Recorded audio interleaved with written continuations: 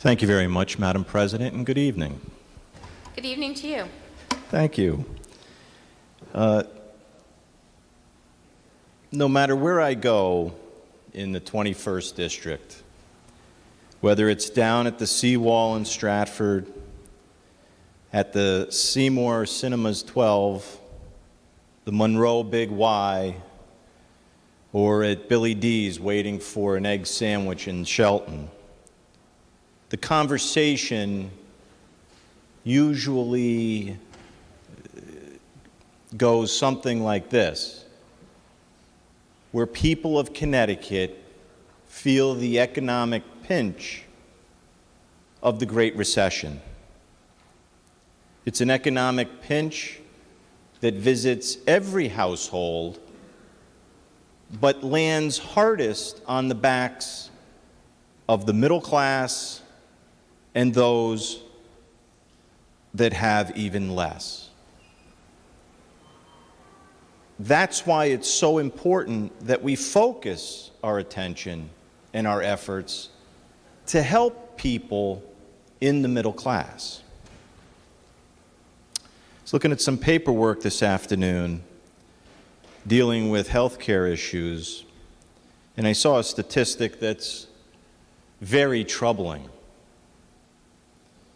that almost 50% of Connecticut has household income under 400% of the federal poverty level.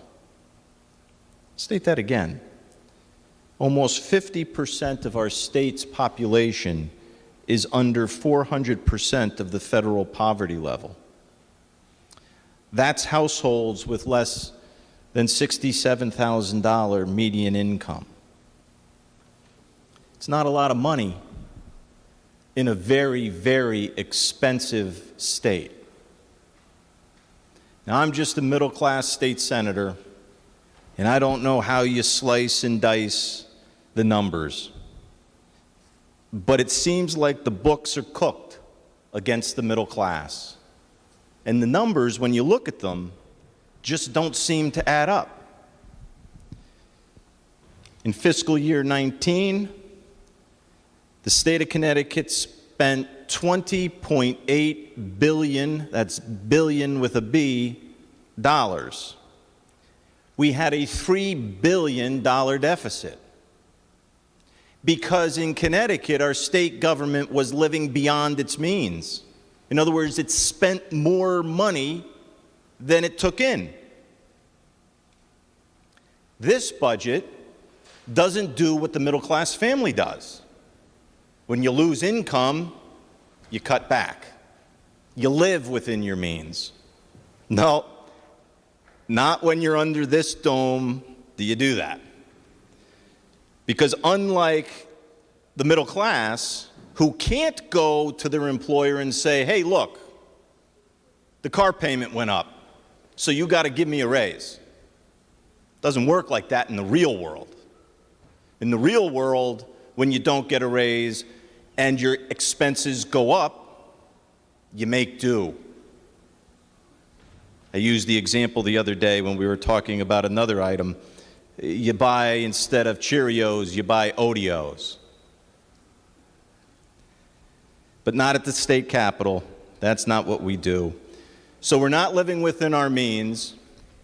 We can't balance the budget. We have structural deficits of $3 billion. And so from 19 to 20, we're going to increase spending by 2.1%. And then from 21 to 22, from 20 to 21, another 3.7%. That's an increase of spending of $1.2 billion. On the other side, how are we going to spend? How do you make it work? I'll tell you how you make it work here. This budget of this governor and his majority levies $1.8 billion in new taxes on the middle and lower classes of Connecticut, with some of the most regressive, that's right, regressive with an R, not a P, regressive taxes that you can imagine. They are going to hit people at the lower end of the earning spectrum rather than at the higher end of the earning spectrum, which is not fair when you have half your population under 400% of the federal poverty level. This is not a blueprint of prosperity for the masses. It does not take Connecticut forward. I will give credit where credit is due, because there are some things that are okay. I do like the fact that we are going to continue to maintain the new ECS formula, which was the byproduct of a Republican, Democrat, bipartisan budget that invests in our future and our children. That is good, and it's nice to see that it remained intact, because I believe that was a good initiative, and it's one that must continue. I also like the fact that we're going to continue the tax benefits on Social Security and pension income. But when we look at this, it reminds me of the old Clint Eastwood movie, The Good, the Bad, and the Ugly. That was the good. Unfortunately, it doesn't get better. When I talked about regressive taxes, you see things in here that I just don't understand. We're going to have sales tax on parking. Parking, whether you have a Mercedes or you have a Chevy, you're going to pay the same for parking with an additional tax. Hits the bottom end of the income threshold. A digital download went from 1 to 6.35%. What if you can't afford to go to a movie? Now you try to do a digital download, or you're taking care of your kids, you want them to stay home, do a digital download, see a movie at the house. Now you're going to hit that family harder. Plastic bags. I get the environmental perspective, but a tax on them doesn't get rid of them. Instead, it puts an extra 10 cents, and 10 cents to somebody on a median income of $67,000 is a lot different than somebody who's at a median income of $219,000. But be that as it may, it's the same amount. The person below the 400% of the poverty level is going to pay that dime just like the guy over it. Uber and Lyft, the tax on those increased by 20%. Trade-ins on motor vehicles. So if I wanted to upgrade my motor vehicle, that just tripled. And the sales tax on prepared meals, that one really baffles me, because who's really, when you see what we're going after, you say, who is this really aimed at getting at? It's not somebody that's going fine dining at the best restaurants in the state of Connecticut. No, this tax gets at eating establishments, and then classifies those eating establishments as pizza, drive-ins, hot dog carts, food trucks, ice cream, snack bars. You buy a bag of peanuts at the snack bar, you're going to pay an extra 1%. I think the cruelest tax is put on the boarding house. So if you live in a boarding house that gives not only room but also a meal, we're going to tax that too. Talk about getting after the working class. Two parents, if you're lucky, that go out and work every day, spend their honest eight doing their job, taking the kids to wherever they are, doing whatever they do. You're tired, you come home, you pick up something on the way home, you go to Duchess, who by the way always does it fresh, and you pick up some hot dogs, And yes, you got to pay the extra tax. This isn't getting after all when you're on the campaign trail and you're out there and all I hear about is we're going to get the 1%. Let me tell you something. The 1% doesn't live in boarding houses. They aren't eating hot dogs every night or buying their dinner off the back of a food truck as they're between their shift for 15 minutes, because that's all they get. No. But that's who we're taxing. We're taxing the working class. Like I said, regressive. Regressive, not progressive. And that's not fair. This is not fair to the middle class. This is not fair to the people who are in need because of the financial circumstances we are in, that need our help to give them a blueprint that they can believe in, a blueprint that's going to show hope and opportunity and a future for the Connecticut family. A couple years ago, we had the refinance of the pension fund come before us. So many people, when I walked around the district, asked me, "What were you doing?" And I said, this is the kind of math that they do in Hartford. They see a $5 billion cliff coming up, a $5 billion problem, and they solve it with a $12 billion solution. And then we wonder why we're in structural deficits. Not to mention, it's only going to be $12 billion if we have a rate of return at 7.9%, which since I've been here in 2011 has never occurred. And quite frankly, won't. But yet we make these false assumptions as if somehow it's going to work itself out. Well, it works itself out by putting more debt on future generations. This refinance, an extra $3 billion onto the backs of future generations. We heard a lot about that, a lot of disdain for our prioritized progress, which invests almost $70 billion over 30 years in transportation and can start as early as July 1 with no tolls. And that was unacceptable because we would be using state bonding to do that.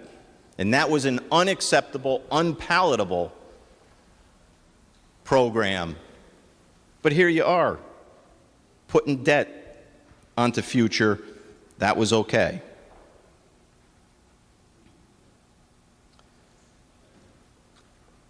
So stuffed in this bill, and we've heard a lot about the budget from other members, and I'm not going to rehash a lot of what they've brought up and gone through. I'm going to remain focused on what I see as ranking member in the committees that I serve on. And what I found interesting, I will talk about one point that I do know was raised, because I think it is important that people know that the process that we have here is unlike a process I've seen in the last 9 sessions that I've been here.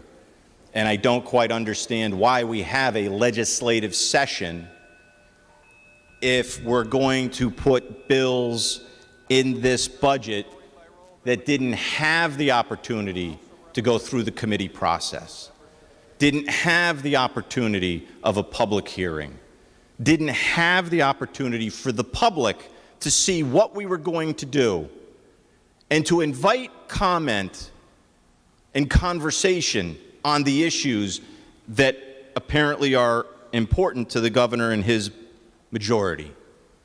No, many of these bills and concepts didn't have that opportunity. Some of them didn't pass. But what it shows is you don't have to go, if this is the way we're going to do business, then we don't need the long legislative session. We only need a week in June. We can pull together the bills and concepts we want to do. Who cares about public hearings and public input? Let's not give the opportunity for the public to comment. Let's just put it in a budget, make the numbers work, and pass it. I don't think that's the process that our forefathers thought of when they drafted the constitutional form of government, which is a Connecticut concept born right here in Hartford, where the people would run their government. And the people would have an opportunity to comment and participate. This is not that. This is not that. So, stuffed in the 567-page document is a concept that one could say loosely was discussed during the committee process, but not actually discussed. Never once did we discuss a public option for municipal employees to utilize the state employee platform, similar to the partnership plan that's currently offered by the comptroller. We talked at length about a public option for small group and small business. We talked about the Connecticut option, but not this one. But this is one that made its way into the budget. And yes, it's a public option that offers a government program to pay health care claims of municipal employees in exchange for a fee paid to the comptroller's office. The current example of that is, as I said, the comptroller's partnership plan, which currently in this fiscal year is operating at a deficit. Why is that fact important? That fact's important because this bill, which didn't have the benefit of a public hearing,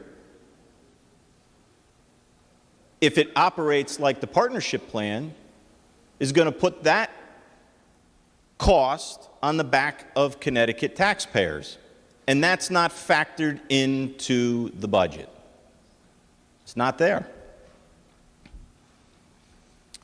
There's no independent actuary to make sure that the plans that the comptroller designs are actually designed not to expose the taxpayer. There's no review of a certified public accountant that's either there or independent to make sure that the books are accurate. And there's no stop-loss insurance. So at a time when the Connecticut taxpayer and our general fund cannot take any more risk, we're going to do it again, just like we did with the partnership plan. We're going to open up something that's an open-ended proposition that can expose our general fund and taxpayers to greater risk, and that is the current experience that the comptroller's office has.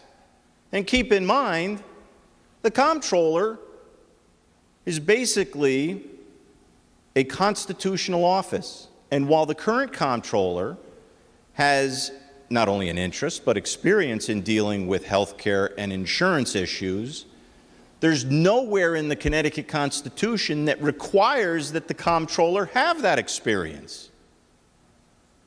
So the next comptroller could be a carpenter. And the office is ill-equipped to deal with the risk of running a health program.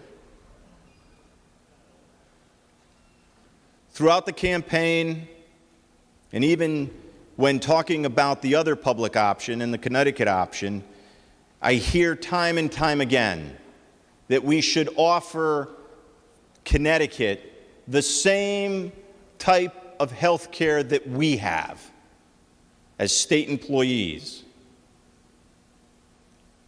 But this bill doesn't do that. This bill gives them a different plan. one that's quite frankly not as good. Connecticut State Employee Plan is one of the best plans in the country.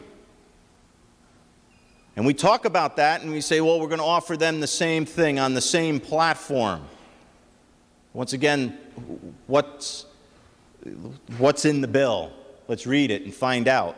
And you'll see that that's not what's there. It's not the same platform. As a matter of fact, in that case, the comptroller has the ability to design different plans, actually has the ability to engage in geographic rating.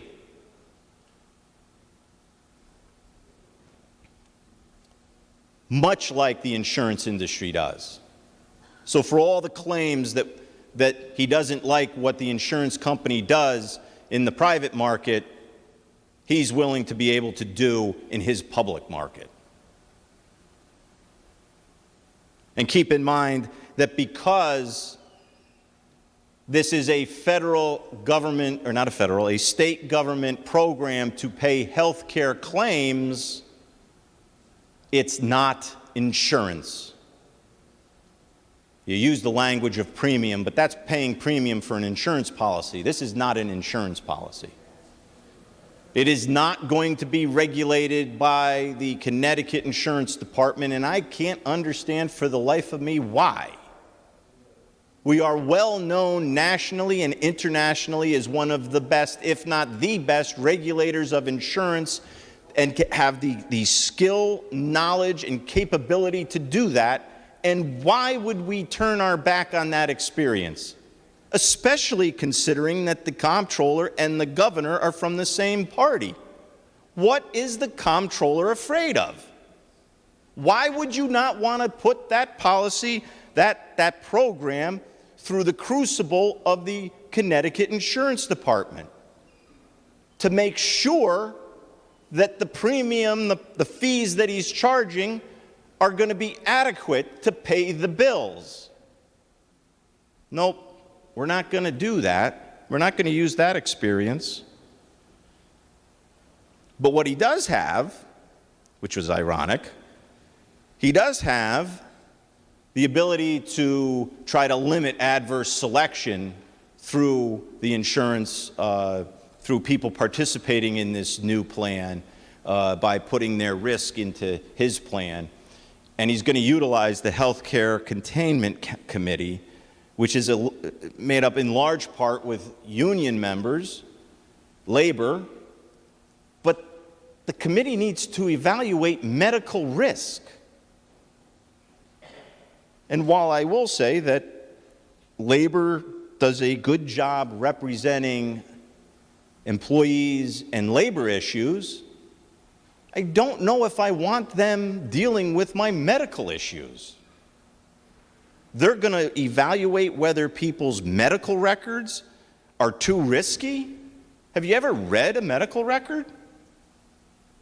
These aren't easy to read, let alone decipher. I mean, much of the handwriting is just a blur across the page, but nonetheless, the comptroller is not an insurance company and shouldn't be looked at one as being an insurance company. And what's most problematic here is that, once again, despite the fact that the public option didn't move forward and the Connecticut option didn't move forward for the known reasons, and we saw last week when Cigna came out and said, if you have a public option, we can't stay in Connecticut. We can't stay in Connecticut. This sounds so familiar to the echoes we heard in the Malloy administration and those years, and we're right back at it again. So you failed twice, now we're going to throw it into the budget. Here it is yet again, popping up where we're going to put the comptroller in direct competition with our private carriers over the municipal insurance market. The critical distinction is that all the competitors of the comptroller have to meet numerous numerous, I've got them here, numerous regulations they have to comply with that the comptroller doesn't. Things and mandates that are required in the individual area are not required in the comptroller's plan. Things like network adequacy.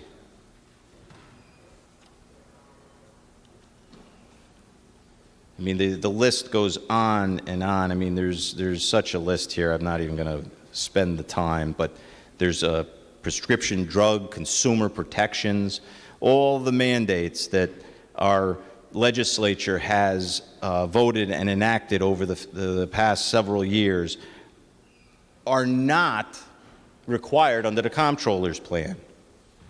They are required in the private market. So this didn't have the benefit of going through the process where you stake a claim, you stake the ground, you say this is what you want to do, you have the public comment, both pro and con, on an issue to see whether or not it has merit, and you move it forward accordingly. Didn't happen here, and no wonder.